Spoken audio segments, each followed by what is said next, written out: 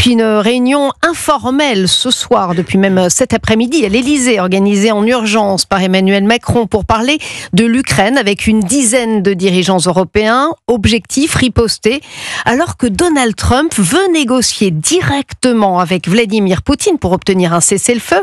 Arthur Delaborde, bonsoir. Bonsoir à tous. Qu'est-ce qui peut sortir de ce mini-sommet ? Eh bien d'abord, c'est un message d'unité que les Européens tentent d'envoyer sur le plan politique, et ce, malgré des divergences profondes sur la question cruciale des garanties de sécurité à apporter en cas de retrait total des Américains sur le dossier ukrainien. Soutien militaire, livraison d'armes, envoi de troupes au sol, tous ces sujets sont sur la table. Pour le moment, les discussions sont toujours en cours. Seul le chancelier allemand, Olaf Scholz, est sorti de l'Élysée et s'est exprimé il y a quelques minutes, jugeant inapproprié d'envisager l'envoi de casques bleus européens dès maintenant, scénario pourtant sérieusement étudié notamment par la France et le Royaume-Uni. Nous ne voulons pas d'une paix de diktat, poursuit par ailleurs Olaf Scholz, qui semble prêt à bouger au moins sur le plan budgétaire pour financer des hausses de dépenses militaires des États membres. Le chancelier allemand laisse entendre que des entorses à la règle d'or des 3% de déficit pourraient être décidées pour accentuer cet effort de défense.